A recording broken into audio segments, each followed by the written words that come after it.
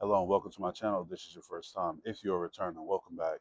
We are back breaking down Rich Dad Poor Dad by Robert Kiyosaki. This is chapter two. In chapter one, we went over the introduction to the book, how Robert Kiyosaki lived in an upper class neighborhood in Hawaii, but couldn't participate socially and everything because he was viewed as a poor kid. He didn't like that. He wanted to change that circumstance. So he ends up going to his friend Mike's dad, who is Rich Dad in this series, to figure out how to make money. So Rich Dad shows Mike and Robert both how to make money with a crash course in workforce to show them how if you leave yourself at the mercy of an employer for your whole life, you'll have to do whatever they say. You'll have to bend to their whim because you don't have any leverage. In chapter one, Mike and Robert found out they don't like that and they would rather work for themselves than work for somebody else. So now we're going to get into chapter two, and chapter two starts with a bit of a time skip. Robert and Mike are both grown now. Mike has taken over for Rich Dad's business, and he's taken the business further than Rich Dad did. Robert is retired and he's married. He never has to work another day in his life. And chapter two breaks down why Robert never has to work another day in his life, and it deconstructs the work hard for your money, the time is money perception of the way life is and the way the workforce is. So we're going to get into that right now. So in chapter two, Robert gets into the deconstruction of financial literacy and the re-education of financial literacy. We know how money works at a base level. You use money to buy stuff or you use money to pay bills, but the way of how to get money, that's the mystery. That's what's held away from it. So we go to school or we get a job or we use a job to this is how we live. Our ignorance is rooted in survival. That's all it is. It's in survival. You you have this job and you use this job to pay your bills, to keep your electricity on, to gas up your car, to keep your car, to feed yourself and your family, to pay for whatever it is that you need, and that's it. That's the worker mindset. And nothing wrong with that. Nothing wrong with that. But if you want to get ahead, if you want to live more comfortably, as far as being financially free, you got to become financially literate. When I say Robert retired because he had assets, he found a way to make money work hard for him as opposed to him working hard for money. So this chapter delves right into that, and it reminds me of the Guns and Butter conversation from Baby Boy. I don't know if you've seen Baby Boy, but it's not the best movie. It's not the best movie, but there's some messaging in that movie that's relevant, especially to what we're covering in this book. So, in Baby Boy, there's a scene with Melvin, Jody, and Peanut. I don't got time to explain who these people are, but it's the Guns and Butter scene. YouTube it, check it, look it up. The Guns and Butter scene. Melvin's talking to Jody and Peanut about what really matters. So he says like the guns are stocks and bonds and artwork and like all these things that appreciate with time. Like you acquire these things and these things increase in value. So the day you go to sell it or just you having a certain thing will afford you money, will afford you opportunities. The butter, that's the jewelry, the cars, the clothes, all the things that depreciate as soon as you buy it. It don't really mean anything. You just buying it because it got a high price tag. Those are the differences between assets and liabilities. So the guns in that conversation would be the assets. The butter in that conversation would be liabilities. Essentially, an asset is something that puts money into your pocket, and a liability is something that takes money out of your pocket. And Robert gets into assets and liabilities in this chapter. I know we hear that, we hear assets and liabilities like it sounds like some cool shit to say, but it actually works. Like it means something. So they have a spreadsheet, and again, look this up: the Rich Dad Poor Dad spreadsheet for cash flow, the expense report. It goes into how the classes are separated. So you talk about poor people, you talk about middle class people, and rich people, rich, wealthy, whatever you want to call it. A common misconception of that is that rich is a dollar amount. Middle class is a dollar amount. Poor is a dollar amount. That's not true. The differences between the rich, middle class, and poor is a mindset. It's information. I talked about that in the chapter one review as well, and this gets a little deeper into it. So the difference is, uh, let's start with poor people. So poor people, again, it's not a dollar amount. You could be you could be up, and still be poor. You could hit the lottery, $500 million after taxes after the government take their cut. That does not make you rich. The reason why that doesn't make you rich is because you'll begin to spend that money. And if you don't know how to handle that money, if you're not a good steward of that money, you'll lose that money. You'll be right back in the same position you was in before. The dollar amount does not make you poor. It's the information that you have that makes you poor. It's the way you use that money that separates poor people from middle class people to rich people. So essentially, poor people is where you have the income from your job, and then your income from your job goes right into your liabilities. So your income from your job, that's the money that goes into your pocket. Your liabilities take money out of your pocket. So let's say you got a place that you rent. You got a place that you rent. You got a car. You got to eat. You got to clothe yourself. Okay. So the money from that job is going to your rent. The money from that job is going to your car. All your expenses is just going right to that. And by the end of it, who knows if you have anything left over? But that keeps you in the rat race. It's survival. That keeps you right there. The reason why that's risky and dangerous is because should something happen to you and you can't work, regardless of medical emergency or whatever, and you can't work, you begin to lose all those things because you was living check to check. Being poor, you're just surviving off the income from that employer. So if you can't work, you can't pay the bills, you can't have these things, you'll suffer. Whatever your problem was to keep you from working will compound into a bigger one because you don't have no other means of income coming in to supplement that job's income. And going back to how we were conditioned to think that there's only one way to make money, I remember seeing videos, and you've probably seen it too, seeing videos online of a teacher breaking down how to make money or how money works. So they'll put, okay, you got a job, you make this amount every 2 weeks, or you make this amount every month, and then they'll put the deductions up there. So it's like minus this for this type of apartment, minus this for your car, minus this for groceries, minus this for bills, minus this for and by the time they get down to it, you probably got like 50 something dollars to work with, and it's like that is discouraging for anybody if you saw that. And again, the older generation was working with the information that they had, so I'm not condemning the older generation. They taught us what they knew, at least in my head, that's what I'm thinking. They taught us what they knew, but once you come into a certain type of information, you gotta walk that path. You gotta move accordingly. If not, then it's like then people could condemn you for what you're doing. It's like you know that there's a better way. You just not telling the people behind you, not telling the new generation, and that's crazy. So if something again, if something happens to you and you thinking like this is the only way I can make money, it's a wild discouraging. Then we move on to middle class. Middle class is tricky because middle class probably went to college where it's like poor, like the I hate saying poor, but like the poor is like you graduated high school or not, and you working a job, you doing jobs here and there, you working 2 or 3 jobs just to make ends meet. Whereas you got middle class, probably went to college. If you went to college, there's a good chance that you have student loan debt that you got to repay. That's an expense out the gate. As soon as you graduate college, you get this job, you got student loan debt. So that's one liability taking money out your pocket. Um, you probably got good credit, decent to good credit. So you got credit cards. Now that can supplement your income, but you do got to pay that back.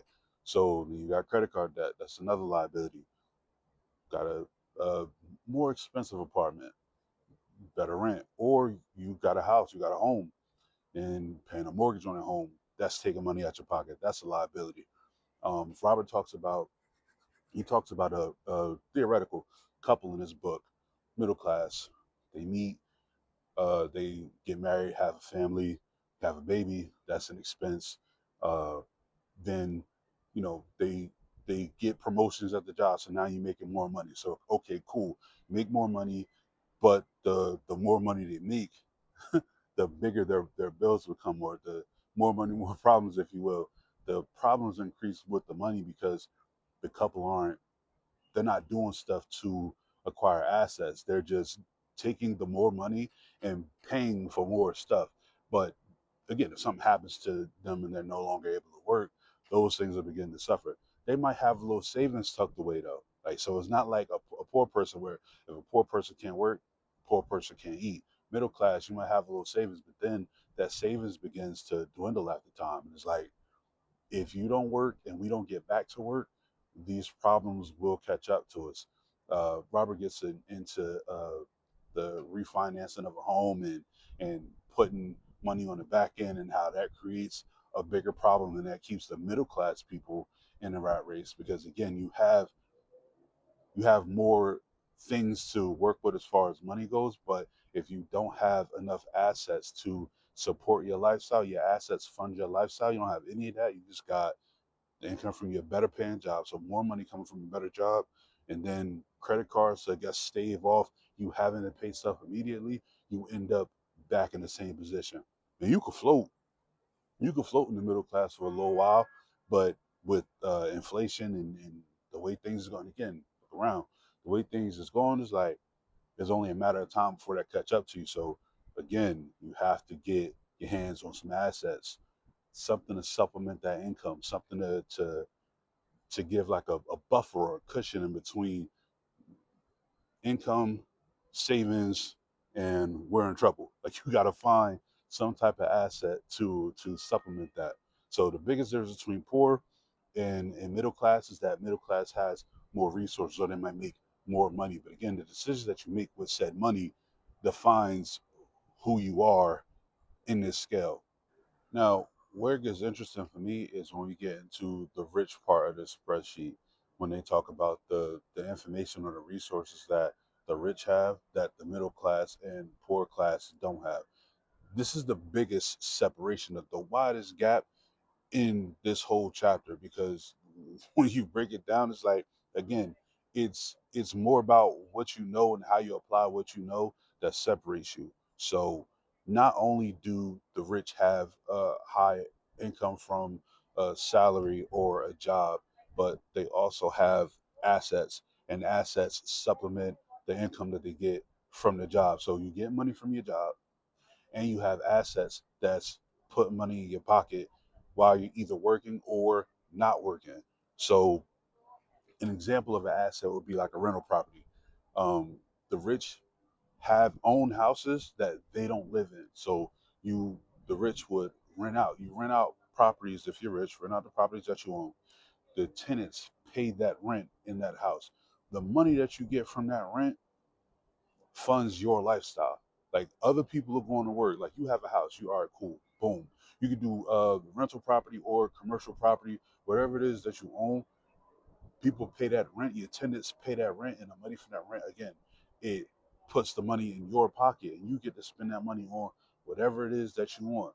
That's not money that you work for. You bought a building, or you bought a home, or you bought homes. Whatever these buildings are, people occupy them and pay you to occupy that building, and then you got money coming in. So let's say you don't have a job, but you have rental properties. The money from that property is funding your lifestyle. You could get sick, then people still gonna pay that rent. You could quit your job. Them people still gonna pay that rent. Like they have to pay that. Like they're that money is coming into you, regardless of what it is that you do. We can account for that money because tenants. Another thing is dividend income, which being a day trader, you learn about what dividend income is. Dividend income is passive income that you get from earning a certain amount of shares in a certain stock. So you hear people talk about Bitcoin, like owning Bitcoin and what Bitcoin is worth. Um, owning shares in Apple, Nvidia, that's a good one. The people that started with Nvidia, like before Nvidia blew up, had shares in the company. And by the time Nvidia blew up, just from them owning share, working there, of course, but owning a certain percentage of that company, Nvidia employees were multi-millionaires just by owning shares of that company. Yeah, you go to work every day. Yeah, you earn your salary, but you check your account and it's like, I'm worth X amount of millions of dollars just by owning this share. I would have to work here for 50 years to make this type of money, but I'm making this money just by owning these shares. So that's another way, because again, you could quit Nvidia if you working there, you got that type of money, you could quit that job. A lot of them did, because it was just like, we good now, we got to go flip this money into something else. You quit your job, that dividend payment from you owning those shares is still coming in. That is passive income. That's the type of stuff that Robert was into. He had those type of things going, and it's just like, oh no, I'm retired. I don't have to work because I have money coming in. The money that I spent on buying this uh, stock, buying these shares, the money I spent on buying this rental or commercial property, the money from that I spent is working hard for me. I'm asleep. I'm my feet kicked up. Me and my wife on vacation. I'm not doing nothing. The money's working for me, and you got time freedom, got location freedom. You could do whatever you want, because again, money isn't an issue. The money is coming in. Another one, of the assets that the rich own so far, we got commercial or rental properties. We got passive income from dividend income, so stocks, bonds, shares, and IP. IP is intellectual property, and this was a good one for me because I got to like dive into what intellectual properties are. If you ever hear like the constant fight that artists or musicians are having to own their masters, what it essentially is they want to own the rights to their art, their intellectual property. James tripping because he wanted to own the rights to his intellectual property. Somebody who owns the rights to your IP, so your music, your art, your likeness. So you get into college sports, you get NIL, name, image, and likeness. That's intellectual property. That's you. That's who you are. So the kids now in college is making money off the name, image, and likeness. More power to them. Um, Hell, especially musicians. Listen, the chances are your favorite entertainer is an investment. Like somebody is investing in them, and their work is that person, the person that's paying them. Their work is their intellectual property. Like they make money off of that person, but they show you that person, they show you them, and it's like, yeah, this person's this and this person's that, and wow, look at them, they're so great. It's just like, yeah, but somebody's making more money off the back end off of that person. That's the one that's having a passive income. That's the one that he don't got to work because this person is working for them. No matter how much money this person is making doing this, if they don't own their IP, if they don't own their own intellectual property, they're getting only a cut. So think about the one of the richest artists, musicians, entertainer, athlete. Think about the richest one you know. Somebody's cutting that check. Someone is paying that person that much. So if you got the money to pay that person that much, you got way more than that. Not only do you have way more than that, you're making way more, because if you could pay that person that, they're making so much more for you. You don't even miss that. When you pay that person that money, you don't even miss that. So that's the intellectual property, and that was super super interesting to me because it's like you really break it down, we really don't understand. Like we look at it as, okay, if I had this person's money, I have enough just to get like to, I'll be good. I have a house, I'd buy my mom this, I'd buy my family this. Never, it's like, but somebody's cutting that check, and if you don't got something going for yourself, when they stop cutting that check, it's only a matter of time before you're in trouble. And that is the rich side. So all their assets pay for vacations, pay for cars, uh, pay their taxes, pay for LLCs, like whatever those assets are, that funds that person's lifestyle, and they got the ability to go do whatever it is that they want to do. They're not chained to a job. They're giving out the fish. They're not waiting for the fish to be given to them. And the moment they decide not to get those fish out, is over. So to wrap up the chapter, a lot of people think that like the more money you make, making more money will get you out of a certain situation, or making more money will change the situation. That could not be further from the truth. Uh, I remember the ESPN 30 for 30 series broke when they talk about a certain number percentage wise. I want to say over 80% of the professional athletes that make it to the league, be it NBA, NFL, MLB, professional athletes, period. A, a, Over 80% of them go broke 3 years after they retire. And we always ask these questions, oh man, such and such made $90 million playing football. How could he be broke? It's like because they don't know what to do with the money. They prop these people up to make this money, or they show this person how to make the money, but you don't know what to do with the money or how to make the money work hard for you. All you can do is spend it. So you'll get it, and all you'll do is give it away because there's no value in financial education when you have the money. But when it's gone, you be like, damn, I wish I would have did this different. I wish I would have did that different. That ESPN 30 for 30 scared me to death. To death. To see, okay, there's a reason why these people, there's a pattern. These people keep making this money, and different people in different generations keep going broke. It messed me up. I think James Harden. I think it was either James Harden or Klay Thompson. One of them. They went into Body Armor. I want to say James Harden. Don't quote me on it.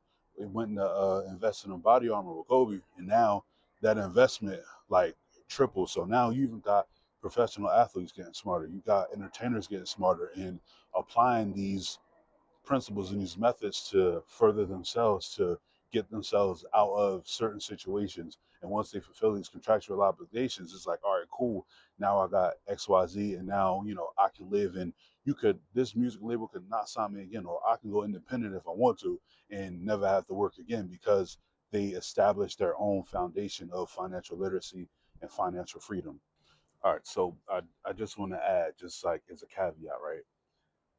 Just because you may fall into either a poor category or a middle class category, that does not mean you cannot elevate past where you are right now. So just because you're in a poor category, don't mean you can't get to the middle class category. Don't mean you can't get to the rich category. You have to devise a plan, and it's all in our decision making. I'm not saying it's going to be easy because again, it's getting crazy out here. I understand that, but you got to think of something. Find a need that needs to be met, meet that need. Arm yourself with information. Arm yourself, educate yourself. Find out what your niche is and go at it. There are markets that are untapped, but we got to be able to put the work in, and we got to be able to do the research for ourselves and find out what need that or special interests that we're into that we can monetize. Take people like let's say Miss Rachel, she's a regular person. She found a need, she fulfilled said need, she put the work in, and now she's changed her life. It's not it's not so much of a stroke of genius, it's more like you are determined to figure out how this works and then you apply yourself. Even if you gotta team up, find some like-minded individuals. Find like-minded individuals that want to go to a certain place and work together and keep egos aside, keep egos away. There are no egos if everybody's trying to do this. We all can't become the man if we're all trying to be the man in real time and be big fish, little fish. It's like, nah, team up if you have to. It works. Build with each other. And then that's how you escape gradually the rat race. It may not happen overnight. It may take some time. But in all your decision making, consider these things. You could spend a little bit of money at every check. Let's say you forfeit the sneakers. Let's say you forfeit a vacation. Let's say you take three family vacations a year. You forfeit one of those vacations and you invest in something. And let's say you really like a certain type of material item. I don't want to get into the material items. It could be a shoe, it could be a bag, it could be the latest iPhone, it could be the latest this and that. Let's say we sacrifice that. Let's say we forego that and we take that money and we put it into something else. And then that starts to become and grow into an asset. Let's do research and find uh, cheap properties to sell in like uh, a part of of a neighborhood that needs to be refurbished and rejuvenated, and then get a community project. turn that into rental property, turn this into a commercial property. Like there are ways to do it. So just because you're in one class, again, it's not a dollar amount. It's what you know and how you use what you know. So I just wanted to throw that out there and say that because I made the video and I'm talking like, oh, this is what they do, and this is what they do, and this is why you're poor, and this is why it's like, but how? Like how? So how do you move from this to that? I just wanted to throw that out there. I'm learning in real time, so there are ways to do it. It just lies in our decision making. That concludes my summary of chapter two of Rich Dad Poor Dad. Get in the comments, talk about if you've read Rich Dad Poor Dad, if you're reading Rich Dad Poor Dad, and you've gone over chapter two. Get in the comments, talk about your takeaways from chapter two. If I missed anything, if you saw something I didn't and I didn't cover it in this, get down in the comments, talk about it, like, subscribe, hit the notification bell, hype the video. I don't know if my YouTube has like the hype button, but I've been seeing the hype button too. So please hype the video up, uh, tell a friend, share it, and until next time, why not you? Why not you? People's making money. There's opportunity everywhere. Why not you?